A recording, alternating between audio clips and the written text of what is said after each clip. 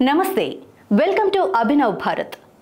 దేశం మనదే, తేజం మనదే, దేశం మనదే, తేజం మనదే, ఎగురుతున్న జెండా మనదే.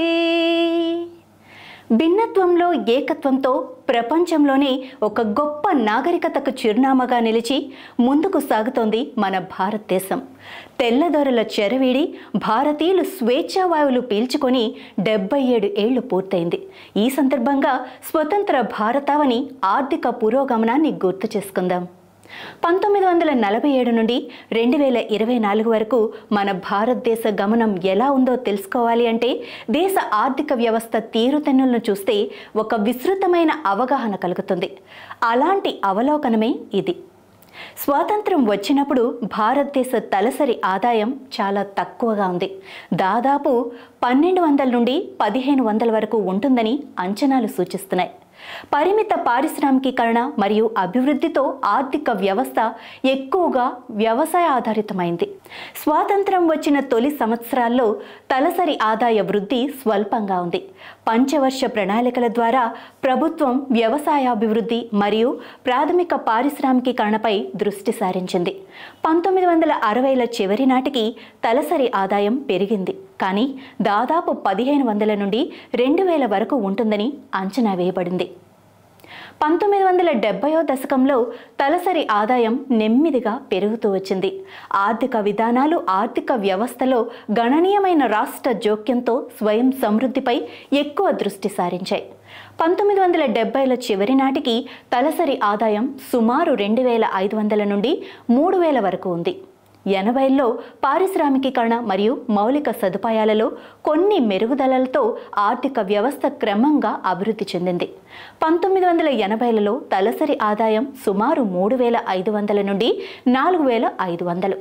1991లో ప్రారంభించబడిన ఆర్థిక సంస్కరణలు మరింత వేగవంతమైన వృద్ధికి దారితీశాయి. 1995 నాటికి తలసరి ఆదాయం సుమారు 6000 నుండి 7000కు పెరిగింది.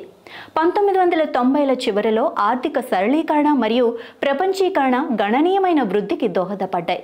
1990ల చివరి నాటికి తలసరి ఆదాయం సుమారు 8000 నుండి 9000 వరకు అంచనా వేయబడింది.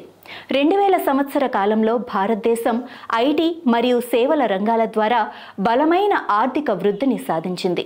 2005 నాటికి తలసరి ఆదాయం సుమారుగా 14,000 నుండి 16,000కు చేరుకుంది మరియు 2010 నాటికి అది దాదాపు 30,000 నుండి 35,000కు చేరుకుంది. నిరంతర ఆర్థిక సంస్కరణలు మరియు వృద్ధి తలసరి ఆదాయంలో పెరుగుదలకు దారితీశాయి. 2015 నాటికి ఇది దాదాపు 40,000 నుండి 45,000కు, 2019 నాటికి తలసరి ఆదాయం 55,000 నుండి 60,000కు చేరుకోవడంతో వృద్ధి ట్రెండ్ కొనసాగింది. కోవిడ్-19 మహమ్మారి భారతదేశంతో సహా ప్రపంచ ఆర్థిక వ్యవస్థపై గణనీయమైన ప్రభావాన్ని చూపింది. సవాళ్లు ఉన్నప్పటికీ భారతదేశ తలసరి ఆదాయం స్థిరంగా ఉంది. దాదాపు 60,000 నుండి 65,000 వరకు అంచనా వేయబడింది.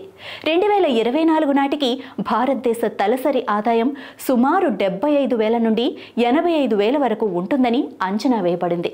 ప్రపంచ ఆర్థిక అనిశ్చితులు మరియు దేశీయ సవాళ్లు ఉన్నప్పటికీ ఇది నిరంతర వృద్ధిని ప్రతిబింబిస్తూ వచ్చింది. భారతదేశం యొక్క తలసరి ఆదాయం స్వాతంత్రం పొందిన సమయం నుండి 2024 వరకు గణనీయంగా పెరిగింది. ఈ పెరుగుదల దేశం ప్రధానంగా వేగంగా అభివృద్ధి చెందుతున్న ఆర్థిక వ్యవస్థను ప్రతిబింబిస్తుంది. ఆర్థిక సంస్కరణలు, ప్రపంచీకరణ, సాంకేతిక పురోగతులు మరియు అభివృద్ధి చెందుతున్న సేవల రంగం ఈ వృద్ధికి కీలకమైన చోదకాలు. ఏది ఏమైనప్పటికీ భారతదేశం తన ఆర్థిక ప్రయాణాన్ని కొనసాగిస్తున్నప్పటికీ ఆదాయ పంపిణీ, ప్రాంతీయ అభివృద్ధిలో అసమానతలు ఇంకా సవాళ్లుగా మిగిలిపోయాయి. నాయకులారా, మీ పనితనం మీ అధినాయకులకు తెలియజేయాలనుకుంటున్నారు. ప్రజలారా, మీ సమస్యలను మీ నాయకులకు తెలియజేయాలనుకుంటున్నారు. ప్రజా సమస్యల పరిష్కార వేదిక మీ అభినవ్ భారత్.